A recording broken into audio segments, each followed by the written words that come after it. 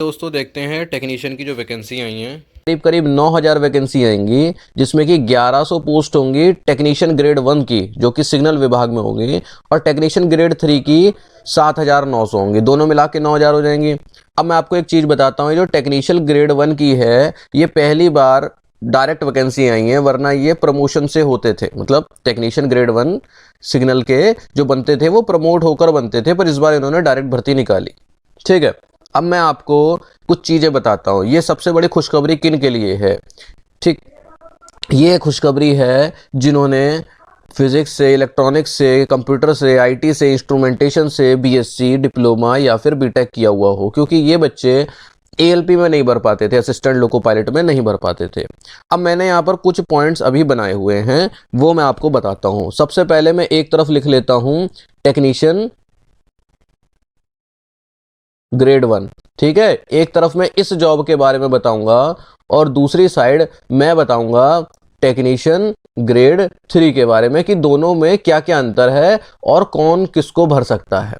सबसे पहली बात करी जाए तो इसमें आपको पता है टेक्नीशियन ग्रेड 1 में, ये टेक्नीशियन ग्रेड 1 और राइट साइड में टेक्नीशियन ग्रेड 3।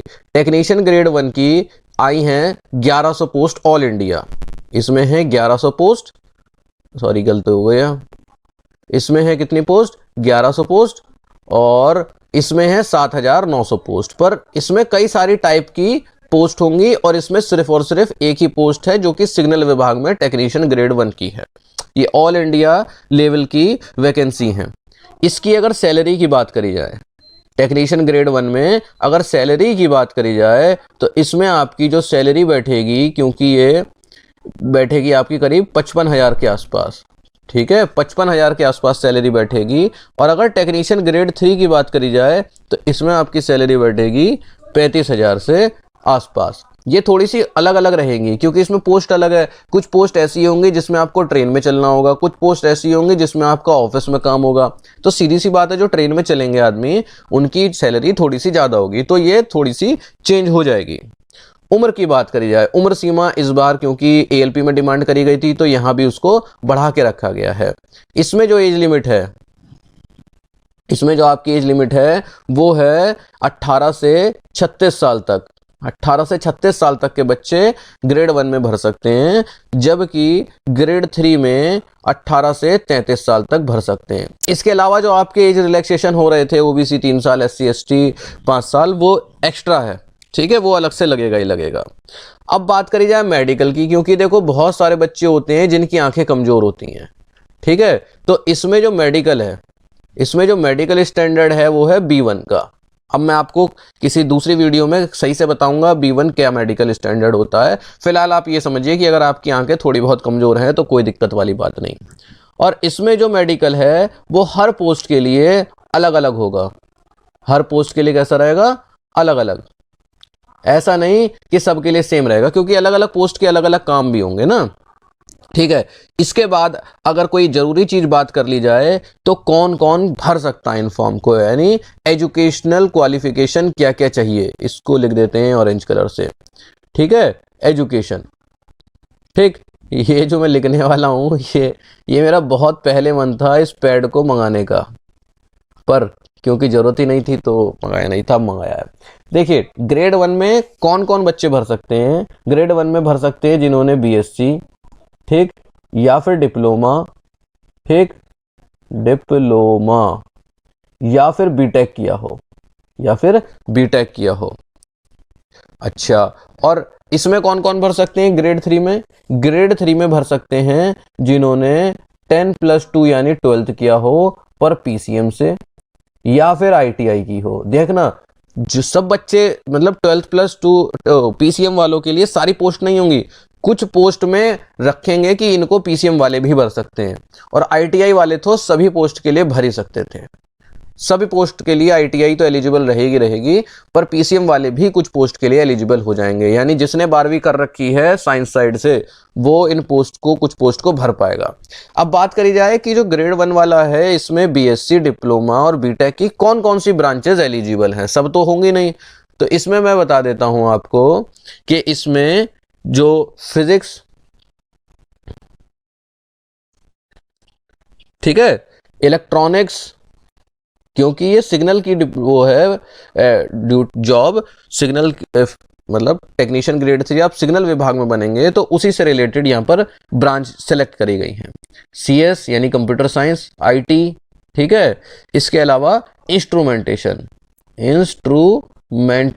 ये कुछ ब्रांचेस हैं जो कि एलिजिबल हैं, यानी जिन्होंने BSc इन सब से, डिप्लोमा इन सब से या फिर BTech इन सब से कर रखा हो, वो बच्चे इस फॉर्म को भर सकते हैं। ठीक, इतनी चीज समझ में आई। ये जो इसमें अब मैं आपको बता दूं कि इसमें प्रमोशन अच्छे हैं, ठीक है। जो ग्रेड 1 वाली है इसमें प्रमोशन अच्छे हैं।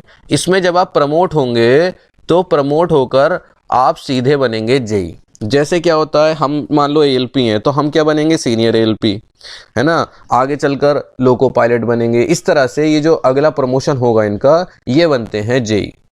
ठीक, जबकि जो टेक्नीशियन ग्रेड 3 वाले हैं ये पहले टेक्नीशियन ग्रेड 1 में आएंगे या 2 में आएंगे और उसके बाद जेई बनने में इनको काफ़ी समय लगता है। तो ये सारी चीज़ें तो मैंने दोनों जॉब्स के बारे में बता दी आपको साइड बाय साइड, जो कि आपको समझने में आसानी रहेगी कि आप किस जॉब के लिए एलिजिबल हैं। और इन जॉब्स के बारे में मैं एक अलग वीडियो बनाऊंगा कि इनका क्या काम रहता है, ये कैसी जॉब्स हैं, आपके लिए अच्छी हैं या बुरी हैं, लड़कियों के लिए कैसी हैं।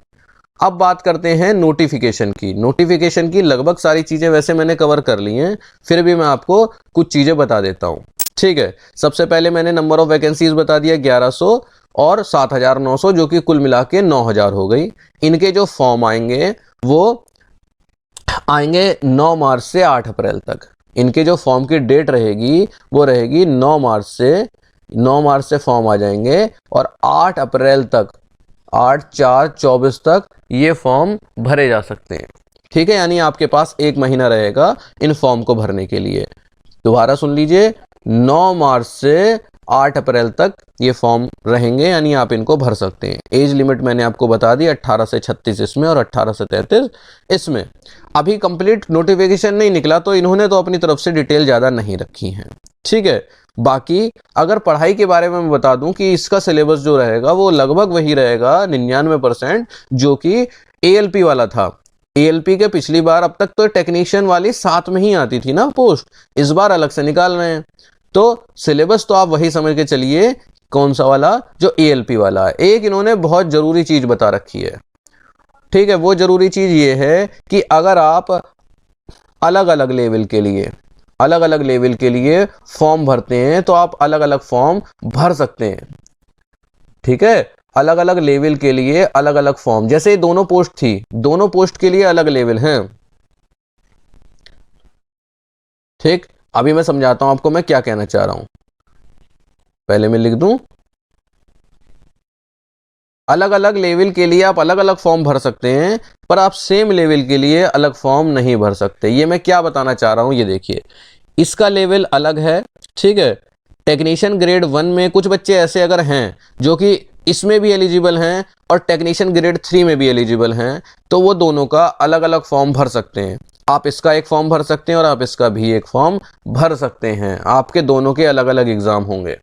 पर अगर जैसे इसमें 2-3 पोस्ट आई, क्योंकि आएंगी टेक्नीशियन ग्रेड 3 में कई सारी पोस्ट आएंगी, सबके सेम लेवल हैं, इसका भी वही लेवल है 19,900, इसका भी वही लेवल है 19,900 है, तो आप इनके लिए अलग अलग फॉर्म नहीं भर सकते। आप इनमें से एक ही फॉर्म भरेंगे। पर आप टेक्नीशियन ग्रेड 1 और टेक्नीशियन ग्रेड 3 क्योंकि अलग अलग लेवल की हो गई, तो और आप दोनों में एलिजिबल हैं, आपकी ने कुछ ऐसी पढ़ाई कर रखी है जो आप इसमें भी एलिजिबल हैं और इसमें भी, तो आप इन दोनों के अलग अलग फॉर्म भर सकते हैं। आपके 2 एग्जाम होंगे, एक ऊपर वाले के लिए, एक नीचे वाले के लिए, ठीक है। ये इन्होंने डेट दे दी 9 मार्च से 8 अप्रैल तक। उम्मीद है इस वीडियो में मैंने काफ़ी पॉइंट्स को कवर किया होगा। तैयारी की बात करी जाए तो तैयारी आपको अपनी ALP वाली ही कंटिन्यू रखनी है, वही तैयारी इसमें भी काम आएगी, ठीक है। और देखो, तैयारी करने के लिए मैं आपको पहले भी बता चुका हूँ, सिंपल सी बुक्स हैं किरण पब्लिकेशन की। मान लो आपने मैथ की ले ली तो आपकी काफ़ी टेंशन खत्म हो गई। क्यों? क्योंकि इसमें 1996 से लेकर आज तक जितने भी सवाल आए हैं मैथ में, रेलवे में, ठीक है, वो सब दे रखे हैं टाइप वाइज। हर टाइप के अलग सवाल मिलेंगे आपको। फिर जैसे अब ये मान लो इस तरह के शुरू हो गए LCM HCF के, तो फिर सभी सवाल HCF LCM और HCF के ही चालू होंगे, और सब में लिखा होगा कि कौन सा NTPC में आया है, कौन सा ग्रुप डी में आया है, कौन सा ALP में आया है। और इन सवालों के बाद आपको मिलेगी उसका सॉल्यूशन, मतलब आंसर की तो मिलेगी, साथ में उसका सॉल्यूशन भी मिलेगा कि इसका आंसर कैसे निकाला गया है सॉल्व, जिससे कि आपको कहीं पर भी कंफ्यूजन ना हो। इससे क्या फ़ायदा होता है, आपको पता चलता है कि जो रेलवे की मैथ है वो किस टाइप की आती है, पहले कैसी आती थी, है ना भाई। आप पता चल रहा है SSC के सवाल कर रहे हो और उतने कठिन आते ही ना हो।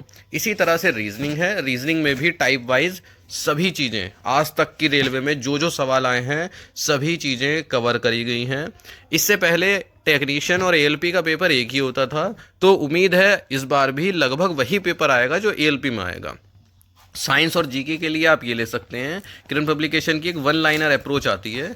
इसमें आपको थ्योरी में नहीं मिलेंगे, इसमें आपको इस तरह से टेबल की फॉर्म में, वन लाइंस की फॉर्म में मिलेंगी। मान लो प्रमुख लिपियां दे दी, इस तरह से पॉइंट वाइज मिलेंगी।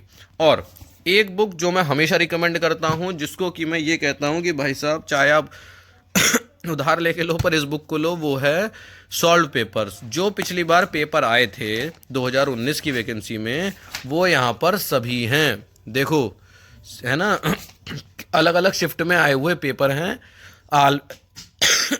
RRB ALP और टेक्नीशियन के। सिर्फ ये वाले पेपर नहीं, इनके पार्ट बी हैं। जैसे इसमें टेक्नीशियन, इलेक्ट्रीशियन का आ गया, फिजिक्स मैथ आ गया। तो आपको पता भी तो होना चाहिए कि जो CBT 1 में पार्ट बी आने वाला है वो कैसा आएगा। ठीक, तो इसमें मैकेनिक डीजल का आ गया, मैकेनिक डीजल, ठीक है, इलेक्ट्रॉनिक मैकेनिक, इस तरह से अलग अलग ट्रेड के अलग अलग पेपर आते हैं। आपको तभी तो पता चलेगा कि आप इस 1 घंटे में पेपर को सॉल्व कर पा रहे हो या नहीं, या फिर जो पार्ट बी आ रहा है टेक्निकल वाला, आप उसको सॉल्व कर पा रहे हो या नहीं। जैसे फिटर का आ गया पेपर, तो आपको पता तो हो कि फिटर के पेपर में कैसे सवाल आते हैं। मान लो आपने फिटर ट्रेड चूज कर रखी है, तो कैसे पता चलेगा कि आपको कैसे सवाल आते हैं, कठिन आते हैं, आसान आते हैं। तो बुक्स तो बहुत ज़रूरी होती हैं, इसके बिना आप ये समझिए सिलेक्शन में बहुत ज़्यादा दिक्कतें आएंगी। और आप कहीं से भी ले सकते हो, मैं ये भी नहीं कहता, मैं लिंक तो सिर्फ आसानी के लिए डाल देता हूँ, डिस्क्रिप्शन में लिंक होते हैं, वरना आप कहीं से भी ले सकते हो, दुकान से, किसी दोस्त से, कहीं से भी, ऑनलाइन कहीं से भी।